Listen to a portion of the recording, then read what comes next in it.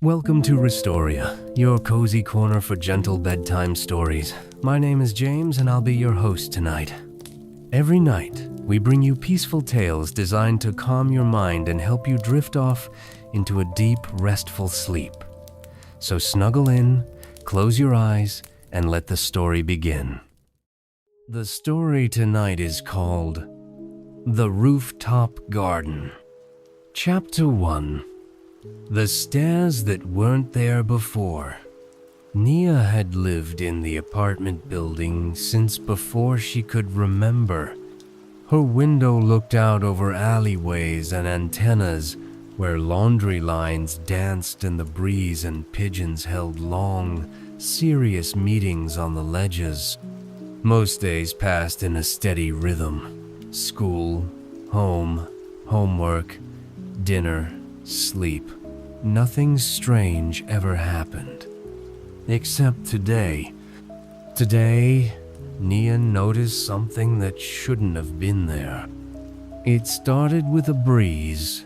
Not the usual city wind that carried the smell of hot pavement and car engines, but something softer, cool, and sweet, with a hint of lavender and rain. She followed it. Out of her room, down the hallway, past the elevator that groaned and buzzed, toward the far end of the hallway, where the emergency stairs waited behind a gray metal door. Only today, the door wasn't gray, it was green. Ivy green? Leaves crawled across its surface like veins, and in the center, painted in neat white letters, was a word she'd never seen before. Roof. She hesitated, then pushed the door open. The air was cooler inside. The staircase curled upward like a question mark, dimly lit by windows she didn't remember existing. Dust danced in the light. The breeze pulled gently at her shirt, nudging her forward. She climbed. Each step felt lighter than the last, like the building was forgetting how heavy it was. When she reached the top, her heart beat just a little faster, not with fear, but with something else. Curiosity. Wonder. At the landing, an iron gate blocked her path. It was old and rusted, with twists like vines and tiny flowers curled into the metal, and beside it, hanging from a simple hook, was a single key. The ribbon tied to it was faded blue. Nia looked around. No one else. No sounds from below. She took the key. It fit the gate perfectly. With a soft click, the gate creaked open, and the world changed. Sunlight, not from the street or glass windows, but golden and warm as a dream, poured over her. Flowers lined the path's tiny star-shaped blossoms, tall sun-colored ones, even blue vines that curled along trellises. A tree in the corner swayed gently, its leaves silver underneath. Somewhere, wind chimes sang in notes that didn't quite sound like metal or wood. A small round pond sat at the center, smooth and still, with golden fish gliding just beneath the surface like lazy thoughts. Nia stepped forward slowly. The grass was cool under her feet. The air smelled like warm soil, mint, and something sweet she couldn't name. She didn't say anything, just walked. Past a bench shaped like a leaf, around a flower bed filled with purple blooms that glowed faintly even in daylight, toward a patch of clover that tickled her ankles. Everything felt quiet, not the empty kind. but the full kind. Like the garden was holding its breath just to let her hear her own. She sat by the pond, legs crossed, hands in her lap, and for the first time in what felt like weeks, she didn't think about her homework, or the city noises, or the tick of the clock. She just sat, and the garden seemed to nod around her as if it had been waiting. Chapter 2: The Garden That Changed.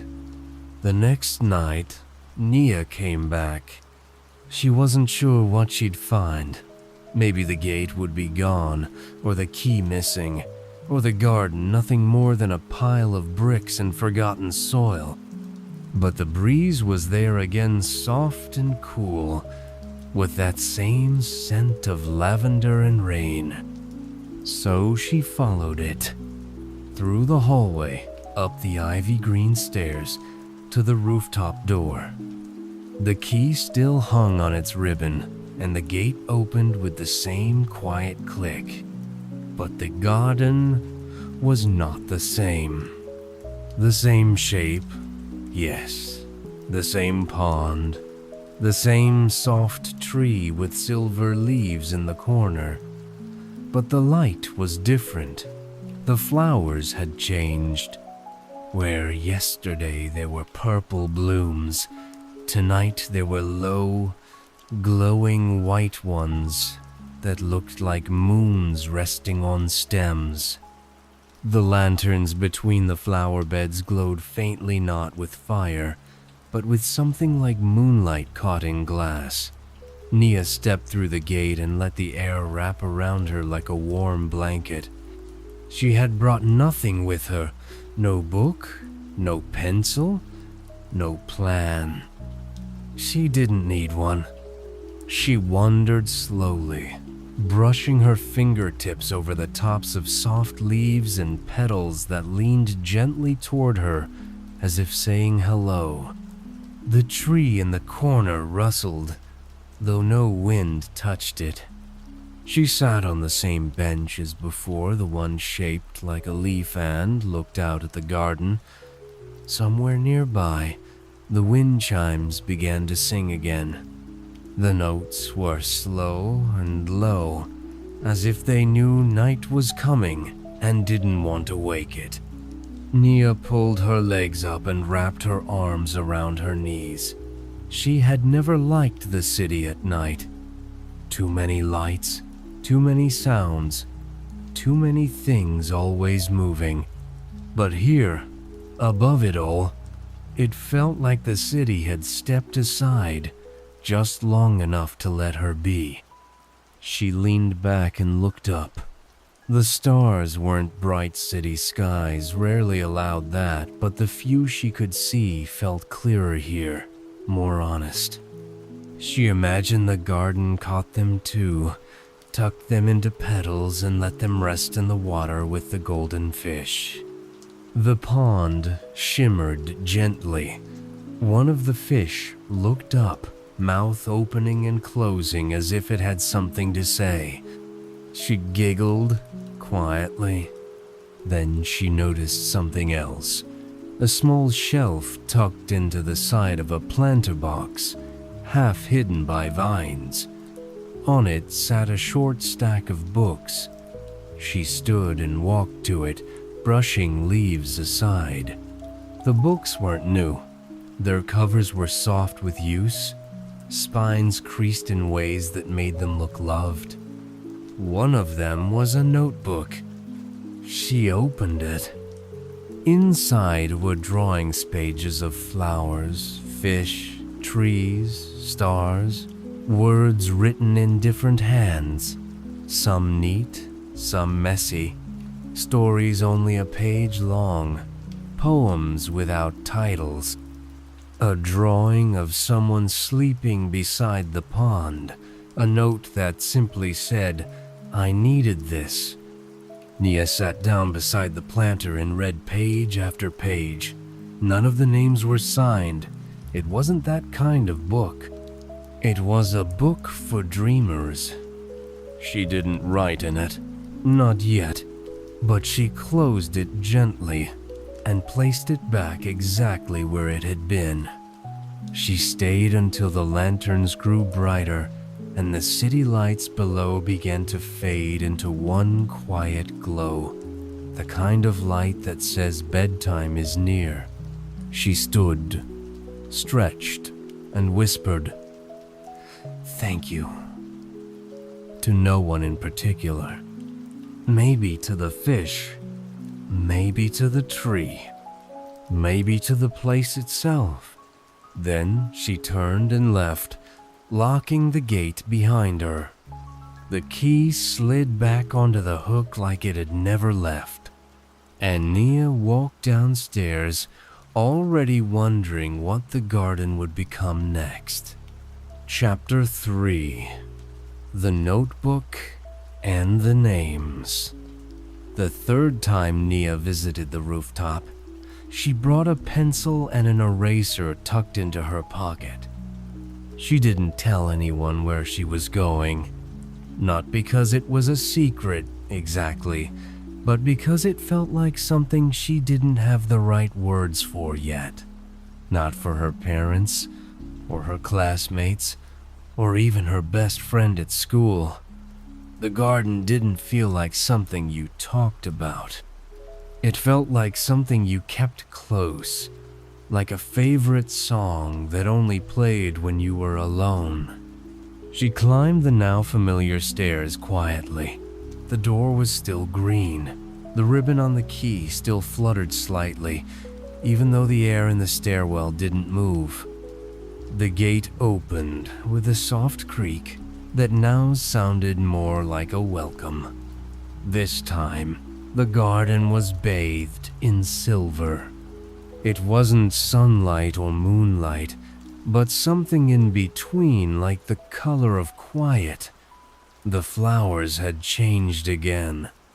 Small round blossoms now lined the paths, each glowing at its center like they held tiny stars.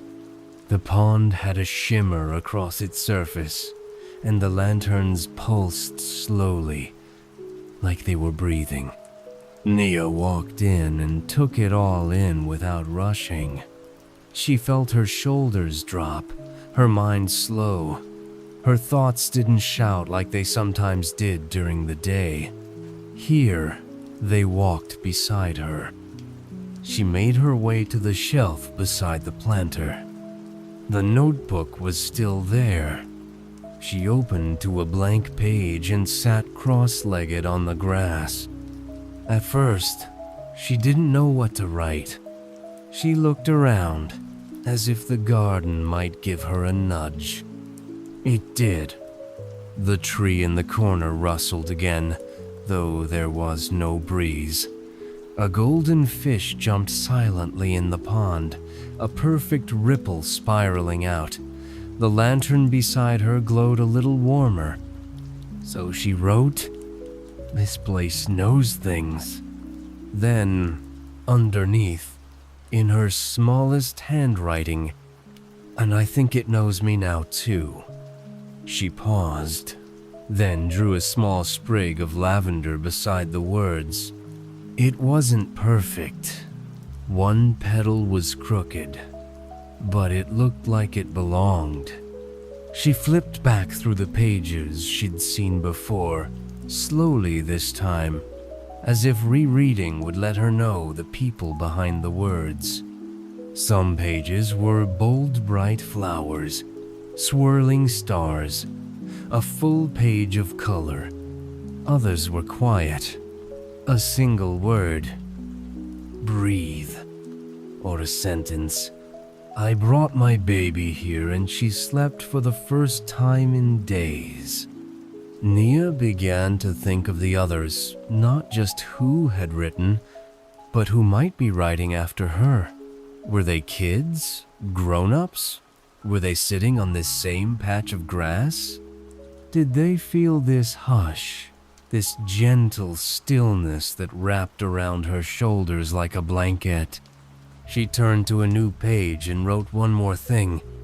Whoever you are, if you're reading this, I hope you had a good day.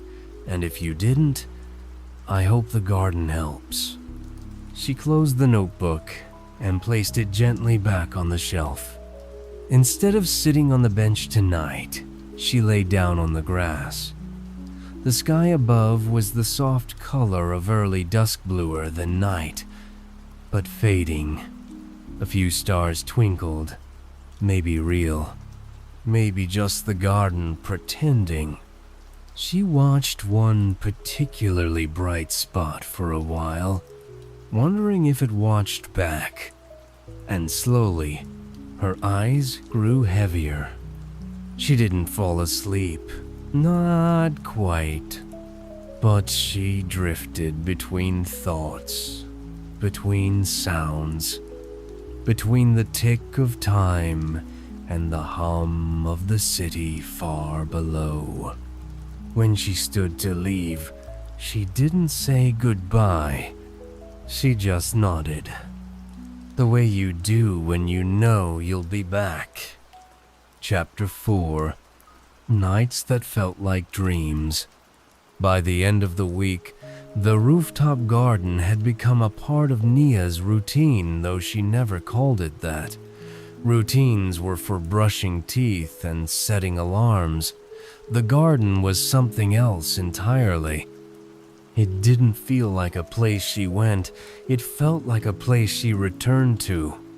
Each night, she waited until the city began to quiet, when the streetlights flickered on and the kitchen was dark except for the glow of her nightlight.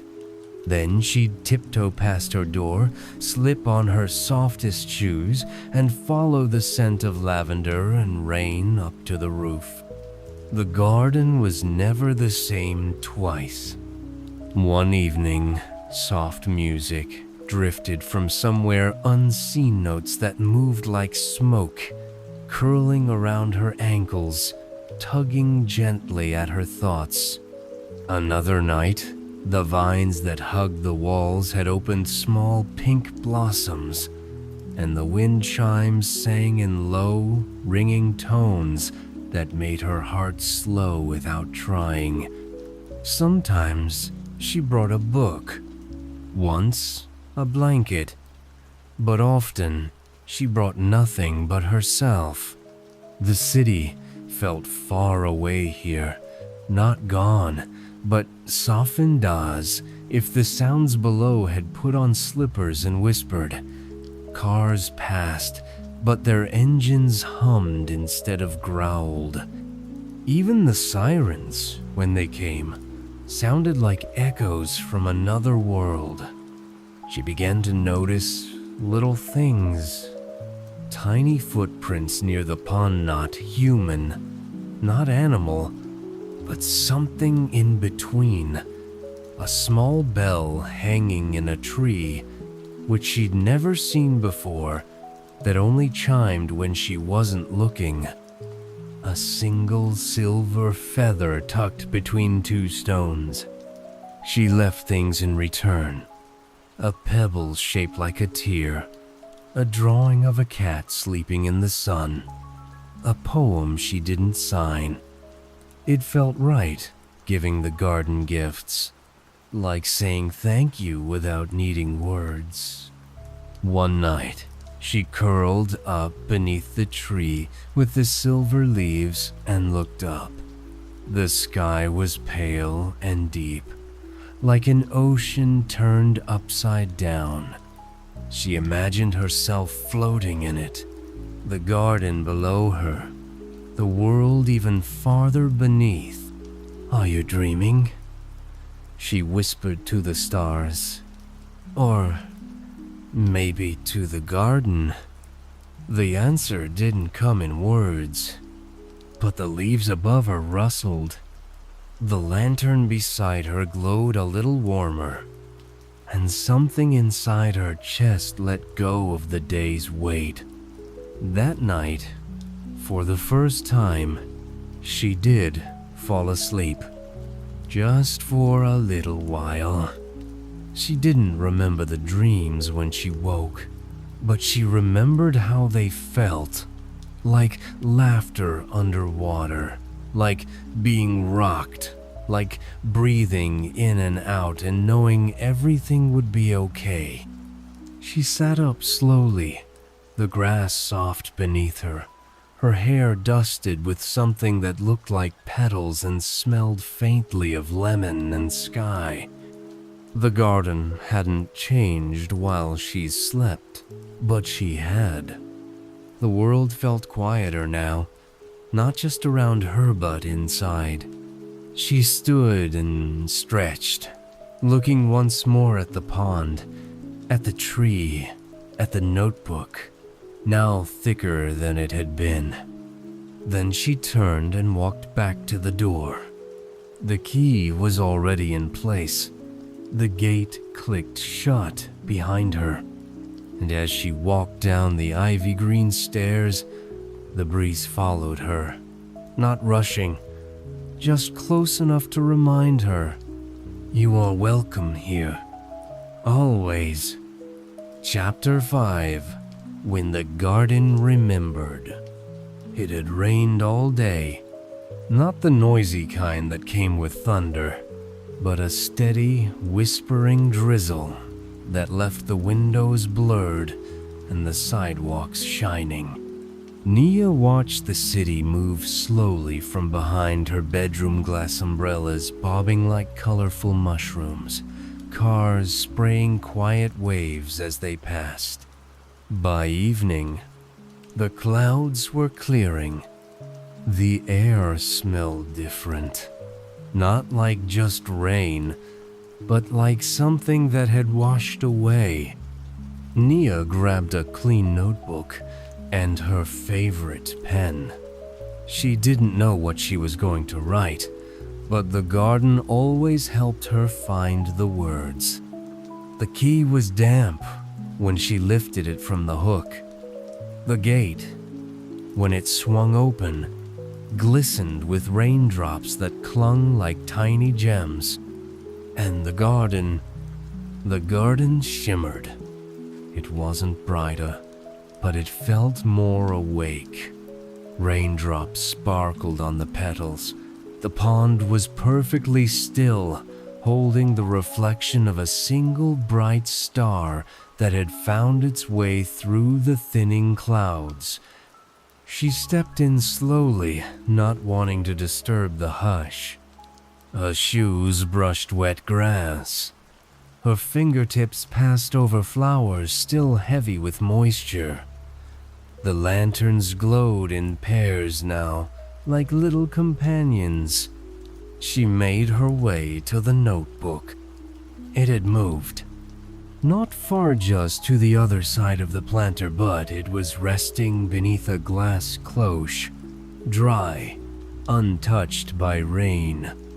She lifted the cover. A new page was open. One she hadn't written. In small, careful handwriting, it said, "You looked tired last night. We let you rest." Nia stared at the words, her chest full of something warm and a little fluttery. She looked around. Nothing moved. No one watched. Still, she smiled. She turned the page and wrote beneath it, "Thank you. I didn't know I needed that."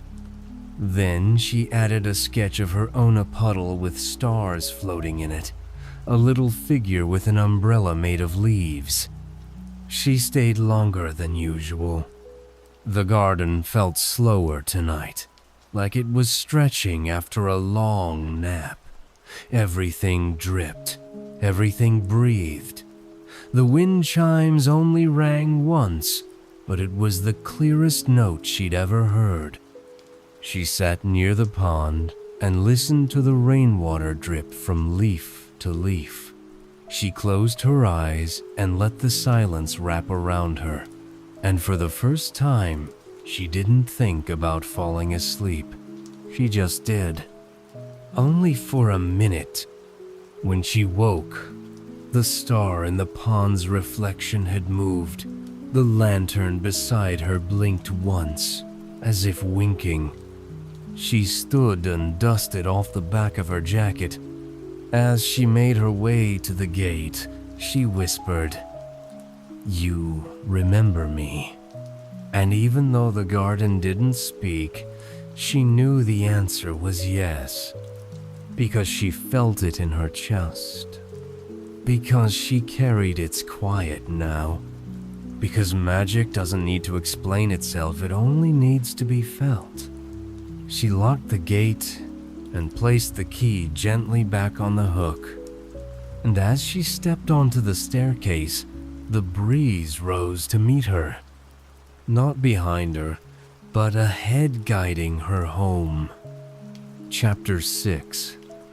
The Garden at the Edge of Sleep. It was the end of a long week. Nia's shoes were scuffed. Her backpack sagged and her head felt stuffed with numbers, dates, and voices that hadn't stopped talking since Monday. She dropped her bag by the door, kicked off her shoes, and flopped onto her bed. But even in the quiet of her room, her thoughts buzzed. She needed stillness. So she followed the breeze. It always knew. The ivy green door welcomed her like an old friend. The key felt warm in her hand. The gate opened without a sound. And the garden was waiting. Tonight, everything glowed just a little more gently. The colors were softer. The chimes whispered instead of sang. The pond looked more like a mirror than ever, reflecting not just the sky, but something else, something calmer. She didn't walk this time. She tiptoed. She didn't explore. She simply arrived. The bench she loved was already dusted with soft petals, as if the garden had saved a seat for her. She didn't bring a notebook. She didn't need one. She lay down in the grass beside the bench and stared up at the night sky. A few stars blinked through the thin clouds. One winked. She winked back. The lanterns flickered slowly. The vines moved ever so slightly. The scent in the air, lavender, rain, jasmine, and something she could never quite name, wrapped around her like a lullaby. And then, something new. A voice. Not out loud, not in words, but deep inside. "You are safe." Nia closed her eyes. Not to sleep, not yet, just to listen. She heard the pond's gentle ripple. She heard the tree's soft creak. She heard her own breath, slower now, deeper. And then, like a secret, only the garden could tell, she felt it. A hush. The hush of petals falling. The hush of a city forgetting to hurry. The hush of a child being reminded that it's okay to rest. Her fingers curled into the grass. Her legs relaxed. Her shoulders let go. When her eyes opened again, she didn't know how long she'd been lying there. Time in the garden didn't tick. It drifted. She sat up slowly. The lantern beside her pulsed once, like a heartbeat. She looked toward the planter shelf, half expecting the notebook to be glowing. But it wasn't there. Instead, in its place, sat something new, a smooth stone, the color of dusk, with a single word carved into it: rest. She held it in both hands for a moment, then tucked it into her pocket. She knew what it meant. The garden wasn't just a place. It was a promise, a reminder, a rhythm you could return to when the world asked too much. Nia left the gate unlocked that night. Not wide open, but not shut tight either. An invitation. And as she walked down the ivy stairwell, the weight in her chest had been replaced with something lighter. Something like breath. Something like peace. That night, when she curled beneath her blanket, she didn't dream of school or noise or crowded sidewalks. She dreamed of silver trees, of glowing lanterns, of petals that fell like stars. And in her sleep, she smiled, because even while resting in her bed, she was still there in the rooftop garden, at the edge of the sky, at the edge of sleep, forever welcome.